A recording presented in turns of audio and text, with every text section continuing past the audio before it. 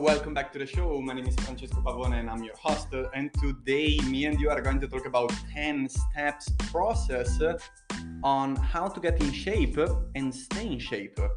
Now, I think that there are many different roads to get in shape because many people start from very different places.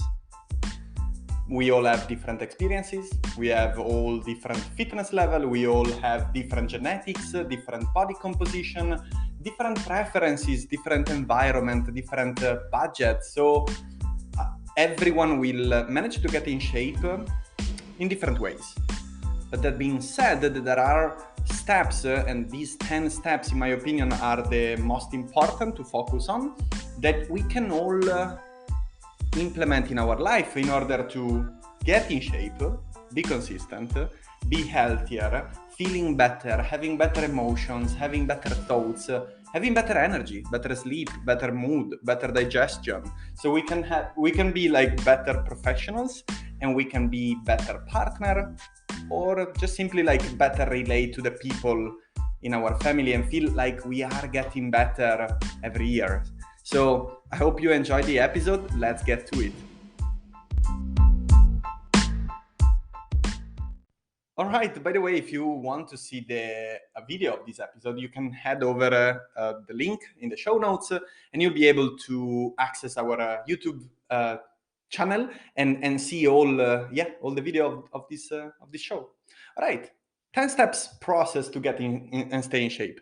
Actually, this required a little bit of thought and a little bit of really like getting down to the nitty-gritty of health and nutrition and fitness, really. So these principles and these tips, more than principles, and we're going to learn the difference between values and principle in this show, but they are applicable to your fitness, to your training, to your nutrition, to literally like you can apply this and use these tips to just live a better life, a more rich and healthy life. So the number one, and by the way, like I think having a blueprint, it's necessary and very helpful, because you might be able to find what works for you. In the Team Pavone and with all our clients, I often speak about finding your formula, finding what works for you, not just what works for other people.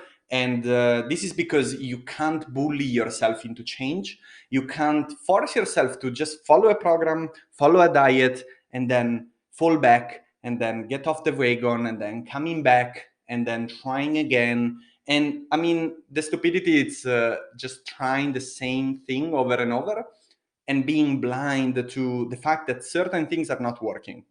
Now, when you have a blueprint, it's much easier because you can try things that have been working for other people, but the blueprint doesn't tell you exactly like what to do today, but it tells you like what might work for other people and how that process works so that you can implement it.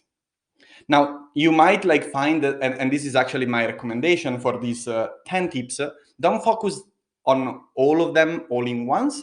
Just though, keep your notes ready. Like I usually, when I listen to podcasts, I usually pause the podcast if I see a snippet or a part of the podcast that is helpful, leave a note in my notes on the phone, and then go back to that and revisit them and actually like implement them if I think that they are very helpful.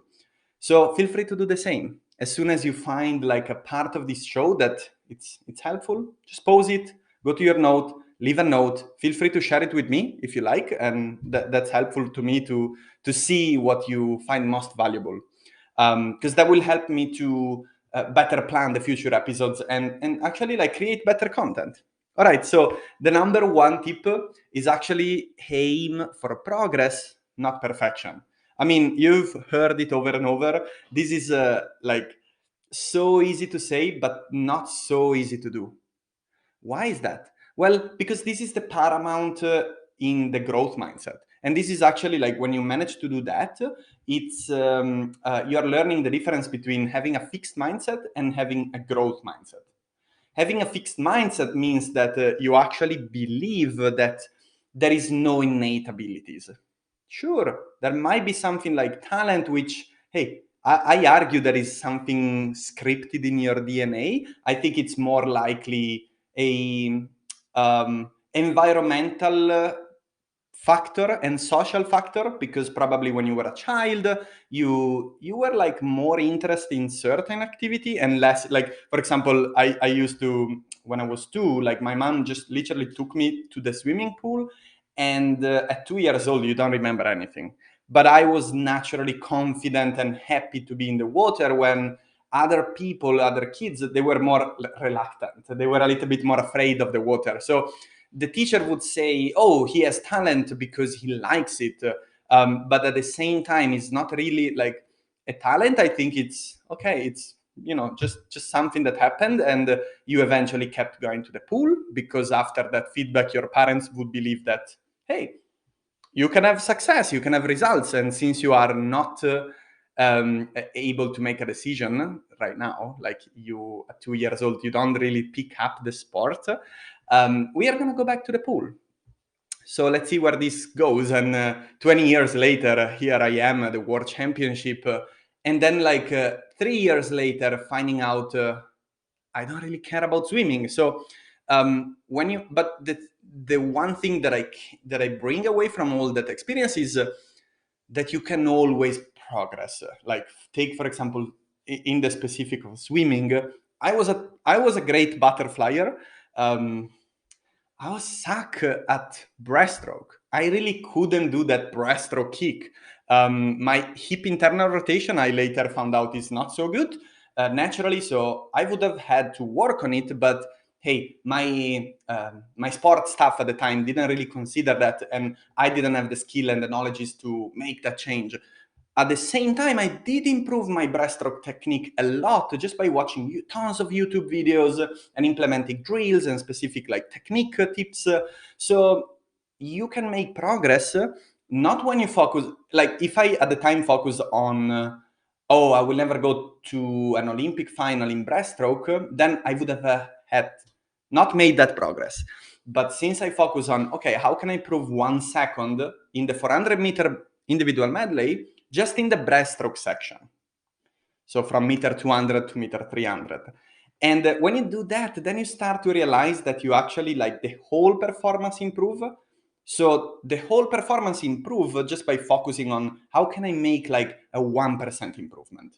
Okay. So when you apply this mindset to all of the areas of your life, take relationships, take your, for example, your ability to do a grocery shopping that support your goal. Like all these things can improve. Or for example, your ability to manage emotions without food.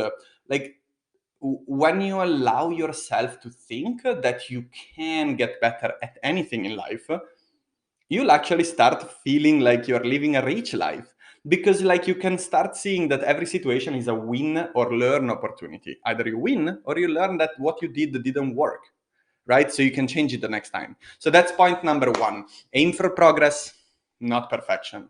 You might find it difficult. It's not so easy. And that lead me to, number 2, know the real why behind your goals.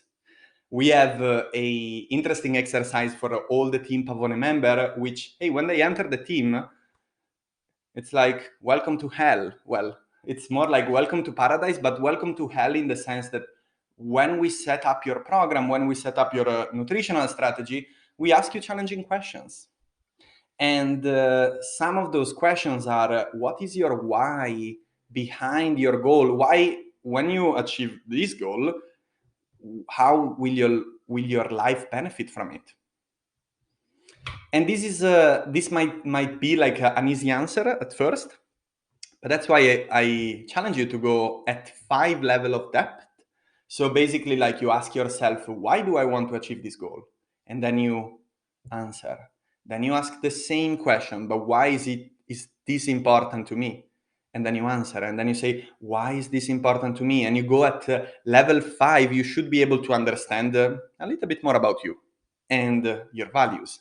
And how you will see the correlation between getting in great shape and staying in great shape. I'm talking about staying in shape because everyone can lose fat, everyone can build muscle for 12 weeks or 16 weeks, but not many people manage to find a formula that makes them feel that they are not on a diet, they're not following a program, they're just staying in shape because this is what they do, this is who they are. So when you focus on the wrong values, so say a very poor motif to get in shape, it's I want to be sexy.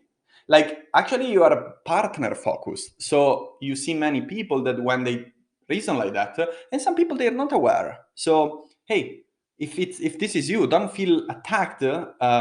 Perhaps feel challenged. That's for sure, because I'm challenging a belief that it's not a good goal to be shredded, to wanting to be shredded for the sake of either just being shredded or being sexy, because that's a poor motive unless like it's connected with one of your values. So you want to see how that will help you live a life based on your values. So that will force you to see your values. Perhaps you know, perhaps you don't know them. We all have many different values, and I challenge you to at least see 5 of them. The most important one, the one that when you see a list of values, you're like, oh yeah, me, that one, that's me. Because like then it's much easier to. And in most periods of our life, we kind of decide. Values are what we think is important in life. And depending on the time that we are living in our life, we might value one thing more than the other. So, values are highly dependent on the situation you're living in your life and the people you have around and your past experiences. But that's why we're all different and we all have different values. Now, know the real why. So you won't end up like me at Barcelona 2013, at my first World Championship, and I was walking on the poolside and next to Ryan Lochte and Michael Phelps. Actually, know Michael Phelps, if you're a swimmer enthusiast, you would know that at Barcelona 2013, he took a sabbatical year. So I took a picture with Ryan Lochte, but not with Michael Phelps. And you would know that, like, in that moment, I was just simply like considering that was my childhood dream. And I was walking in a pool in an event that it was my dream as a child. And I didn't feel any better. I didn't feel any more accomplished. I didn't feel like successful. So I kind of started wondering if that was really important to me. And now only 3 years later, that's also important not to make an impulsive, like reactive decision. But it's good to ponder, especially when it's that there was such a big investment of resources and energy and time and effort and people, to take the time to consider if that's a good decision. But you wouldn't end up like me thinking, oh, actually, I don't care. Like I did all this effort to come here, but I actually care about serving people. Now, before, when I was coming home earlier today, when I was coming home after my leg workout, I was thinking and I was listening to another podcast. Can't remember the title of the podcast, but there was an interview with one of my overseas mentor. Hey, perhaps one day I will manage to get him on the show. But Nick Tuminello is a great personal trainer in America, and he was thinking, like, he's been asked a question: what do you think you are, an athlete first or a coach first? And made me wonder, like, who do I think I am? If I consider myself as an athlete or a coach first? And it's kind of those questions that you have a quick answer for. It's like, I'm a coach. And the reason why I say this, it's because when I was a kid, when I was more like a teenager and I was 18, 19, I was the oldest guy in my team, my swimming team.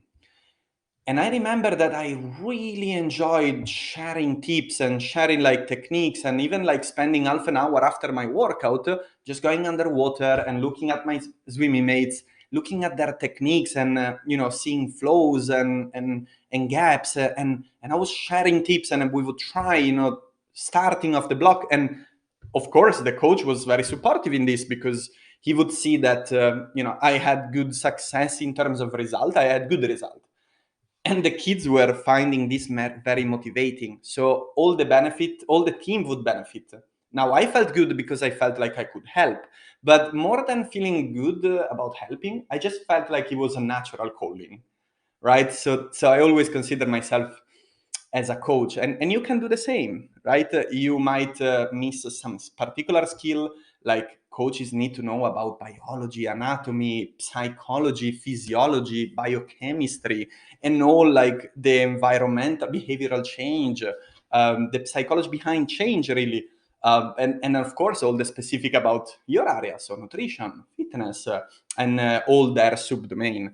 But that's number 2. Know your real why. You'll feel much more satisfied when you achieve your goals. You'll be much more consistent, and you live a better life. Okay, so you won't follow someone else's pursuit. You will follow your pursuit. All right, so that is number 2. Moving on, number 3. Actually, let's practice what we preach here in the in the Team Pavone, and let's get a sip of water. Maybe you can do the same too, and take a breath.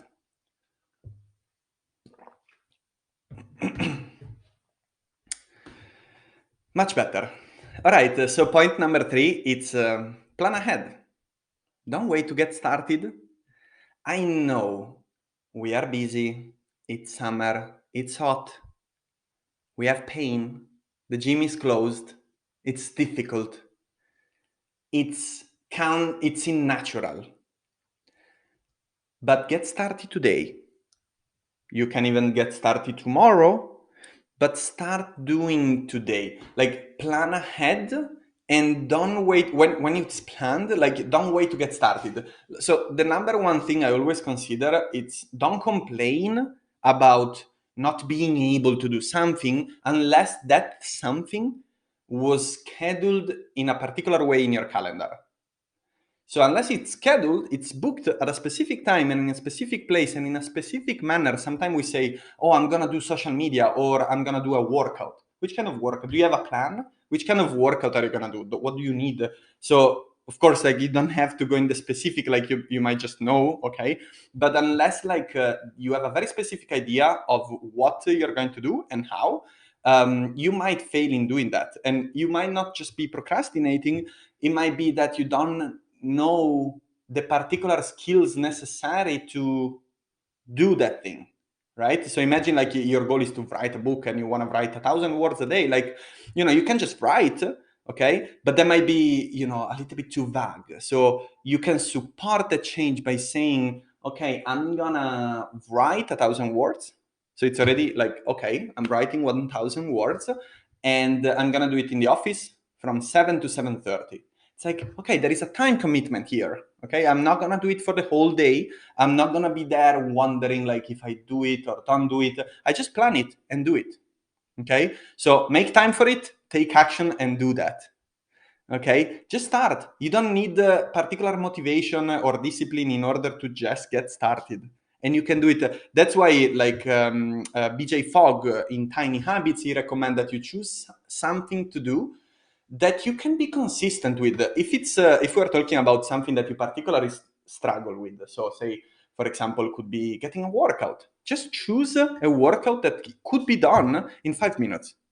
And my actual little extra tip is, can you actually do it in 30 seconds if shit hits the fan? Okay, if you have a very terrible day or you're super busy, what do? Don't just keep it. Don't just think that it's either 5 minutes or nothing.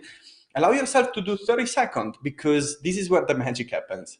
When you get started, even if it's for 30 seconds, then you start to gain momentum, and you might just find yourself after half an hour, oh, actually, I sacrificed the time in front of Netflix for this, but actually I feel very good about it.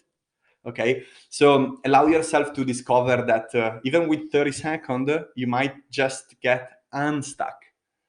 Right, so point number 4, it's learn how to regulate your eating behaviors.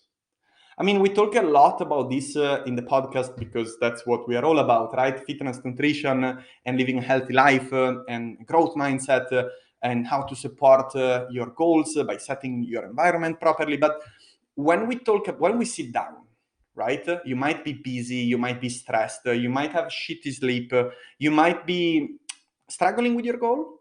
But when you learn how to regulate your eating behaviors, then you are in charge. Because, hey, let's be honest, you cannot control how rested you feel in the morning. You cannot control how hungry you feel.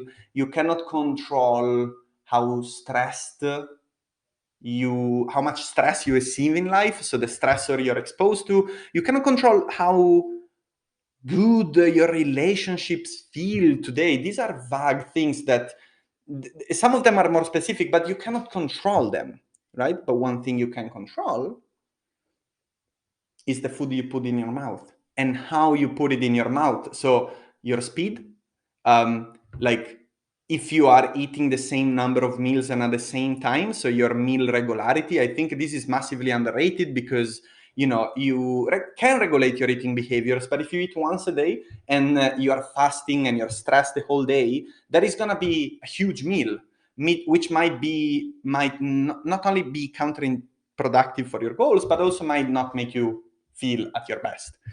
So learning how to regulate your eating behaviors involve things like eating slowly, pacing yourself as the slower eater at the table, or wine tasting food, and just like keeping a journal of how food makes you feel when you eat at different speed and when you eat different foods. So that is gonna massively impact your shape, because research shows that when you actually eat slower, you eat less. So if your goal is to lose fat, then that's just like simply eating slowly. You're gonna end up eating less when you don't track your calories. Because when you do track your calories, you might eat 4,000 calories a day, and if you have time, you might just eat slowly, and that might be good for your goals or bad for your goals.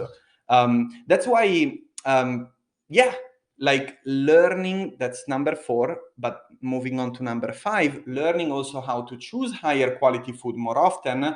It's also another fundamental skill to develop. It's a nutritional skill, and clearly it requires a little bit of education, because you want to learn the differences between protein, carbohydrates, healthy fats, and slightly unhealthier or more processed version of those food. But when you learn how to choose higher quality food more often, then you allow your body and your taste buds to develop. So you actually start, in my opinion, and in my experience, like working with the clients and on myself, you start to develop more attraction towards whole and minimally processed food. And you find like the processed food is still good from time to time, but you're better able to manage it. You're not in controlled. You're not controlled by processed food. You enjoy it, but you're like more neutral. Which people at the beginning, they kind of say, I don't like it. I want to eat processed food. Hey, you can eat it even every day. I eat a little bit of processed food every day, mostly on weekends, but even during the week, I allow myself a little bit of processed food. We talk a lot about being flexible with your diet, which will then allow you to be sustainable and consistent. So learn how to choose higher quality food more often implies and involves learning what processing means. Okay, learning which are the kind of sources more or less processed. So it forces you to develop a spectrum where on one side of the spectrum you have these whole and minimally processed food sources, and then you have slightly more processed. So there is never such a distinction like processed and unprocessed, like there is no such distinction as healthy or unhealthy. So think about what happens when you do that. You start to feel free in terms of nutrition. You start to realize that food has the power of making you feel in different ways, and that matters not only the quantity but also the quality. So I really believe in this one. I would never go back to.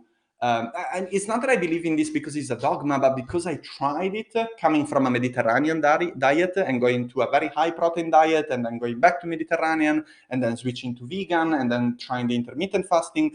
I managed to realize that whole and minimally processed food just makes you feel amazing. Like your energy during the day, it's great. You never deal with hunger, or unless you're very tight with the calories. But yeah, I highly recommend it. And with this kind of skill, you will need time. Going back to the first point, you want to learn it overnight, or even if you learn it, you can do it more or less consistently. So one week you might have more processed food than another, and it's something to practice. Just keep in mind that every time you prepare a meal, you have the chance to do it. Okay, so I'm gonna take another sip of water. Sorry about that, but you can do the same.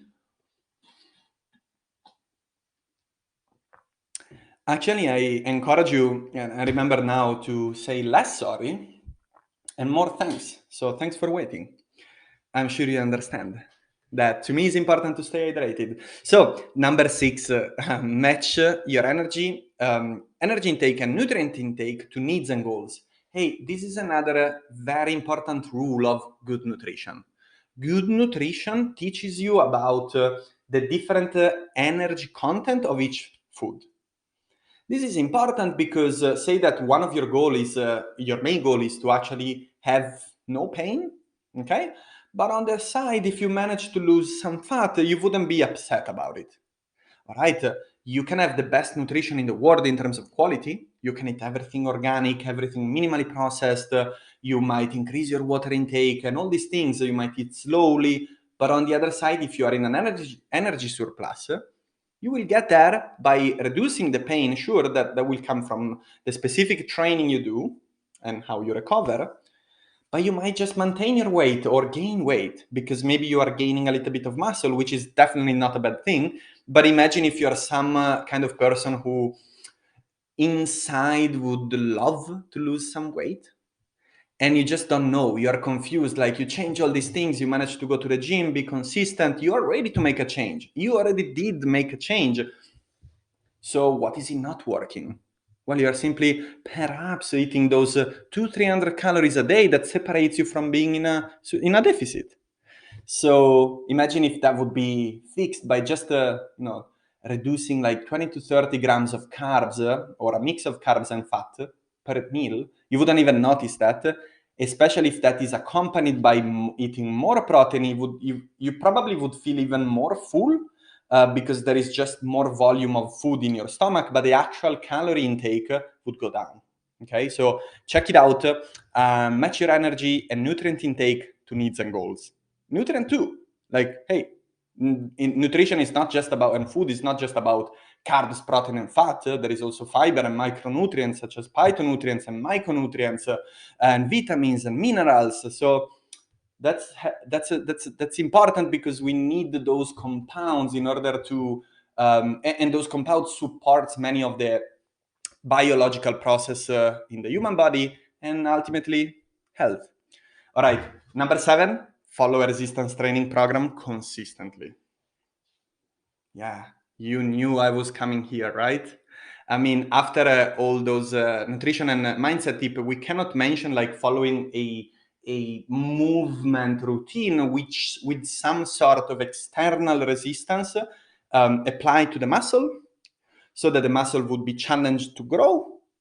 More muscle means a faster metabolism, means better life, better independence, better bone density, better mood, better sleep. Like the list goes on. I think a few weeks ago I posted on my Instagram profile about 16 benefits of resistance training, and that is just like every time it's a different experience to go through a workout, and I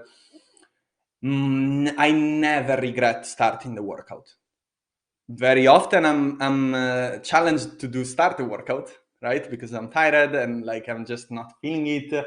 But when you push through that little moment of resistance, and again, you made sure that you used number 3, so you plan ahead and then you get started, then you realize that there is actually more good than bad in moving consistently. Now, most of my clients, they train 3 to 4 times a week for a total of maximum 4 hours a week. Some like very few of them, they train 5 days. I think I can recall just one. But yeah, that is pretty much it. Follow resistance training program consistently. You won't regret it. All right, number 8. Regulate your emotions without food. Hey, this is a huge one. It might take time for you, but it's actually a very powerful one. I actually had to work on this because many people don't know, but they have a poor appetite awareness and they are stressed and they want to cope with that strong emotion. And sometimes it's stress, sometimes it's anger, sometimes it's fear, sometimes it's concern, sometimes it's doubts, sometimes it's problems in the relationship or at work, money problem, sometimes like people live in shitty places. And so like in that case, some people, they regulate their food intake with where they regulate their emotions with food. And sometimes this is a problem because it makes people eat in excess when eating and overeating is not good for, is not supporting their goals, and or some other times make people undereat. This is, for example, the case for Leah, my partner. Like when she's stressed, she just skip a meal, or she say things like, "I forgot to eat." And since I know you cannot forget to eat, I know that forgetting to eat, it's a form of passive resistance. It's like thinking that is not so important for you, and so you end up forgetting. I mean, I forget to wash dishes because I don't like it. I'm honest. And so, like, well, sometimes it happens that I slip through and I just don't do it. But more likely, I don't want to do it. And so I forget. Okay. So learn how to regulate your emotions without food. You will learn how to see food more neutral. So you will develop actually a better relationship with food, and you will feel in charge when you sit and eat. All right, so that is number 8. And you can learn how to regulate your emotions without food when you feel the urge to eat. This is a simple tip, but when you feel the urge to eat in a normal situation, like, I don't know, it's 6 o'clock, sometimes people eat at a very specific time, like they get hungry and they know, but they are convincing themselves of it. So when it's 6 o'clock, they're like, there you go, you see, I'm hungry, so I need to eat. Well, wait a moment, I'm gonna challenge you today to do that. Let's do a little exercise. Let's take a timer. We put it at 5 minutes, and we take those 5 minutes, which is the gap between the trigger and the behavior, to decide our action, to decide what we're going to do next. Now, you're going to have plenty of time. I recommend that you start from a little DBT technique and just notice and name how you feel. Breathing deeply without distraction is very helpful here. Breathe in 4 seconds, hold the second for hold the breath for 4 seconds, breathe out from the mouth in 4 seconds, hold for 4 seconds. And in the next breath cycle, try to allow the air to just naturally flow in through the nose. Now take 2 or 3 breathers and then like just decide what you're gonna do. It's helpful like at the beginning to think, okay, some more strict people challenge you to, hey, think, would you eat a boiled broccoli? Then you're not really hungry if the answer is no. I think that is a little bit hardcore, but it's a little bit of a litmus test. Like if you're not sure and you're like, yeah, well, but I'm still hungry. Well, would you eat anything? Would you still eat like a raw broccoli, not even a boiled broccoli, like raw broccoli with no salt and no pepper because you are really that hungry? Or can you push through the hunger for an hour and then eat dinner at 7 and have a more filling dinner you are proud of or you are satisfied with? Yeah, and if you really are hungry, you can lean and you're trying to limit your calorie intake. Hey, because if you're in a surplus and you're hungry, that's great. I mean, that is aligned with your goal. So yes, let's get that food. But if you're in a calorie deficit and you don't really want to get that snack, then I recommend that you actually have a list of high protein snack. I made homemade hummus with low fat and taste amazing. So just take a cucumber, you slice it in half, you open it you slice it in 4 pieces, spread some hummus on it, eat that. It's full of water, very low calorie, has some protein, whole and minimally processed, more whole and minimally processed than this, you can't do it. And then see how you feel. So you just calm the breath, okay? So you don't have this uncomfortable feeling. By the way, these 5 minutes will feel uncomfortable, but just know that it's kind of injecting yourself with stress. You are willing, like you're purposely putting yourself in a stressful situation so that you can better tolerate stress. And that's how you become better able to regulate your emotions without food. Right, that is point number 8. And if you watch me from YouTube, you'll see me that I'm using my hands a lot. So like a proper Italian, I guess. Such a cliche. But let's move on. Actually, before the last 2, I want to take the last sip of water because my water bottle is empty. I think this is number 5 today.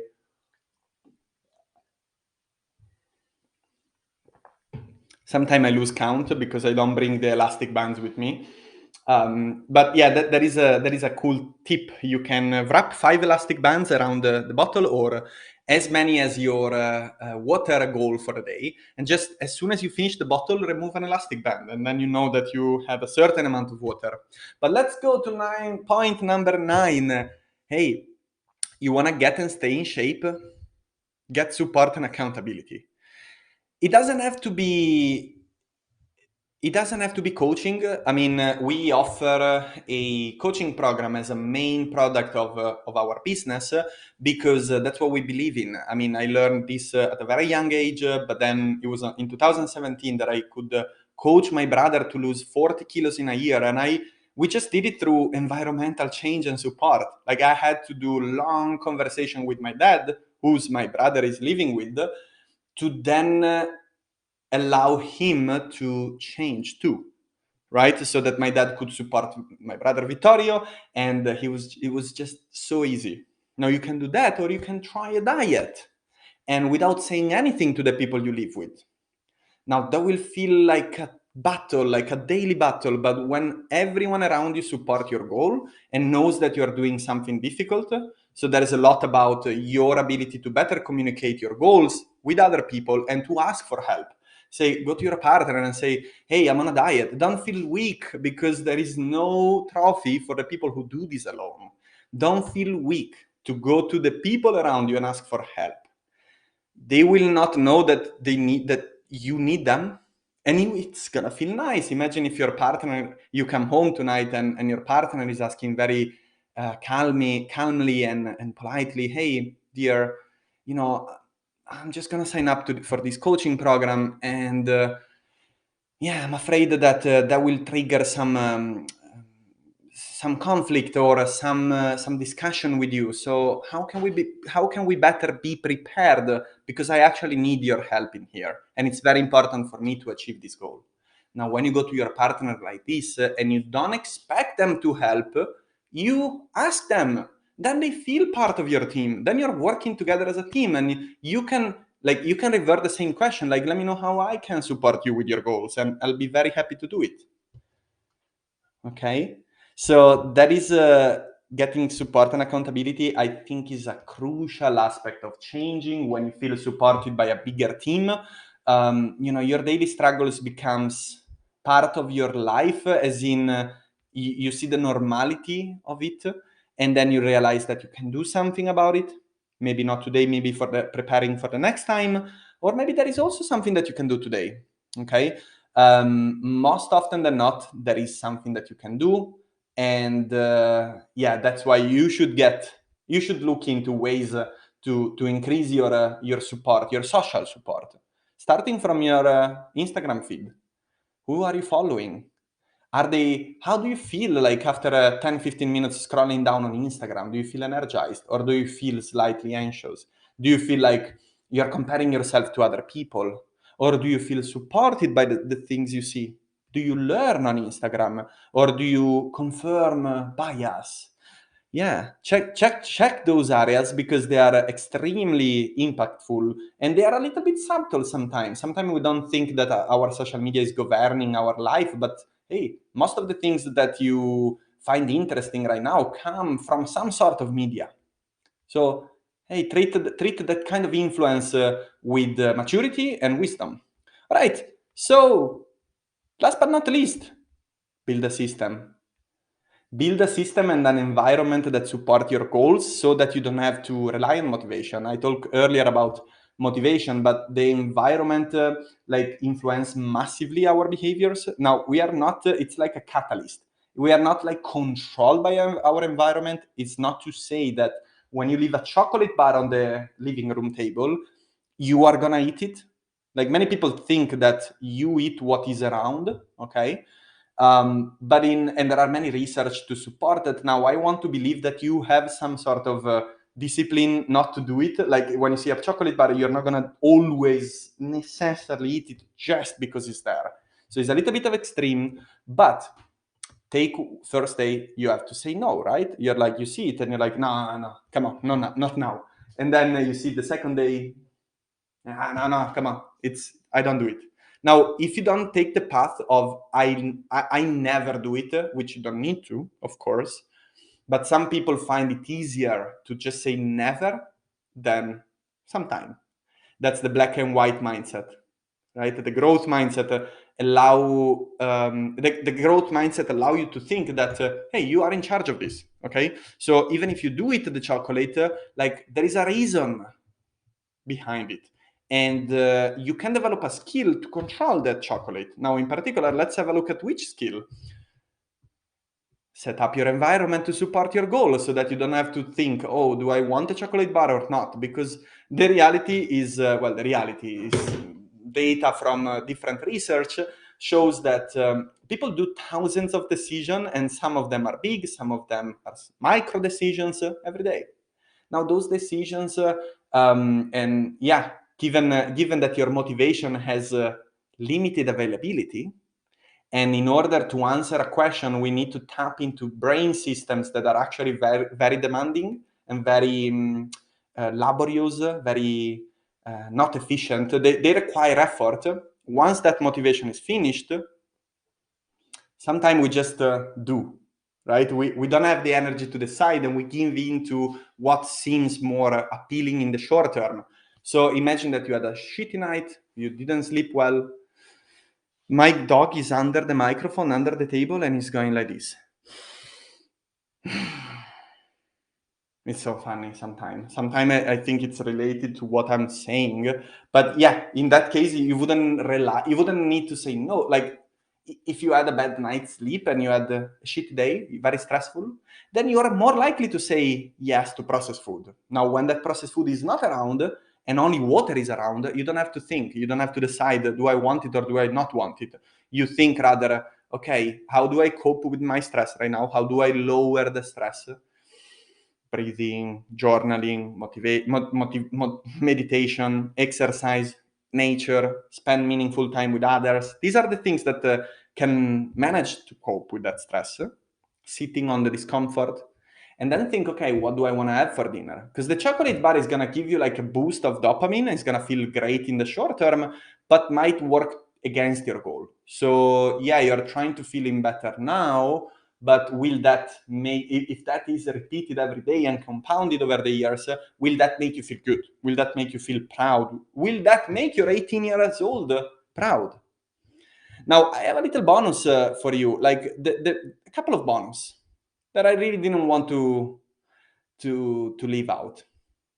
Well, number one, it's avoid fad diets and programs and focus on your values.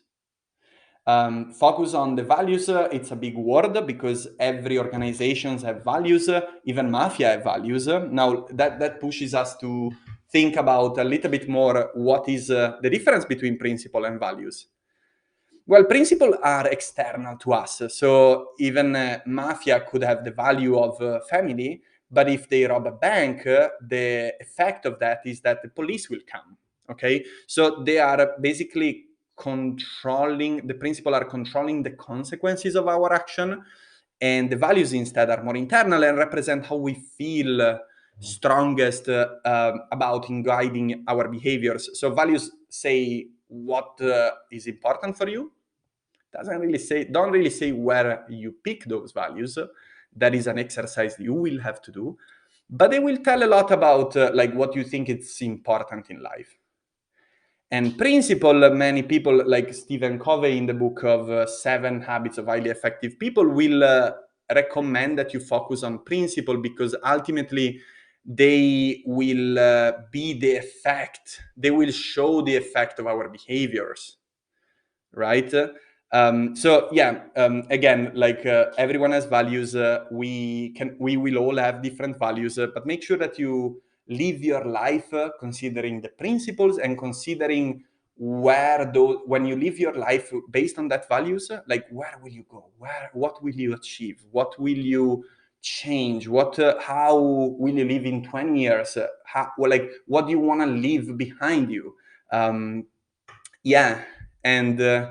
So that is like just a little tip, because I think in your journey you will find like many different cool new things. Like many people are messaging me, oh Francesco, like there is a cable machine with a screen that tells you, oh, you can increase the load or decrease the load. But when you learn principles and, for example, training principle or nutrition principle, you know that that's a fad, right? That you don't need that in order to train, because that's not what it's all about. Training is not about maximizing absolutely every drop out of each session. Training is about pushing yourself and challenging yourself and being consistent and living a more functional, sexy, healthy, and fun life.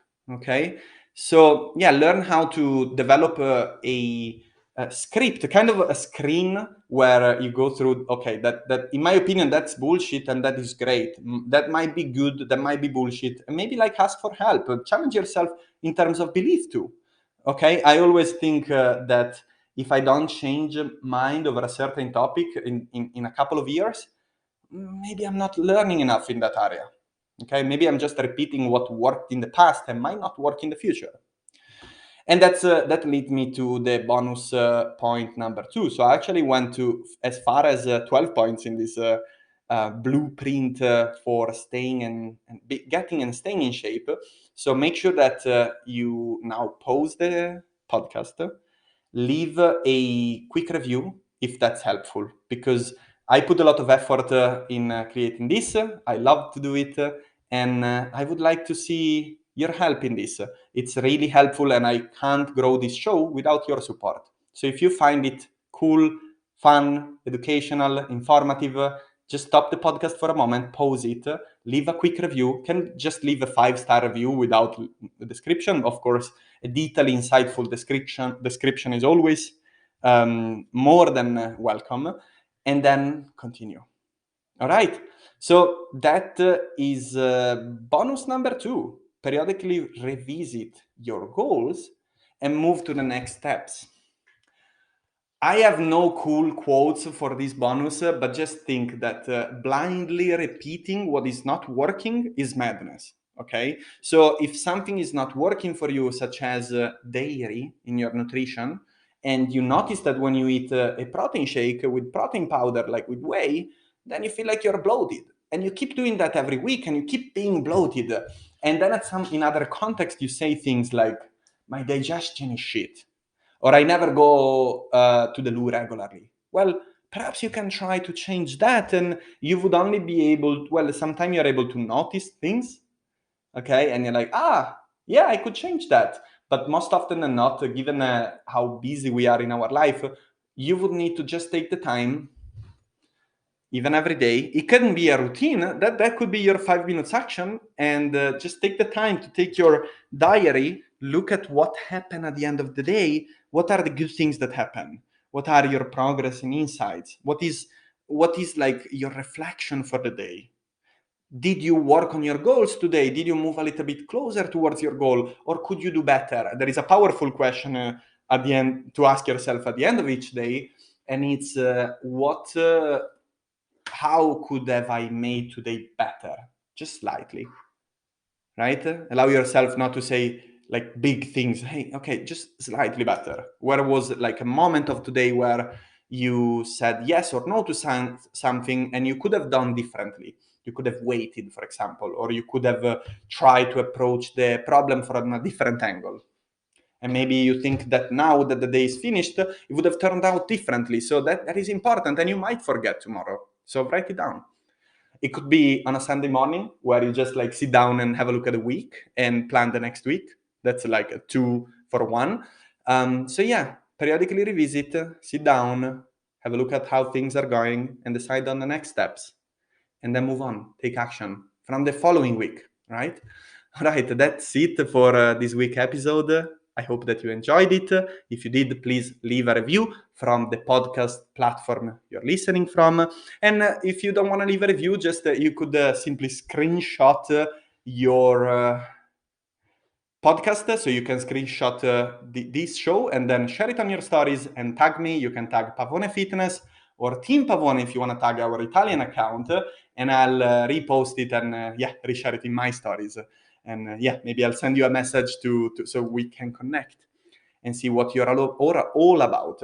All right, that's it for this week episode. We're gonna talk again next week. Thank you so much for listening. From Coach Francesco is everything.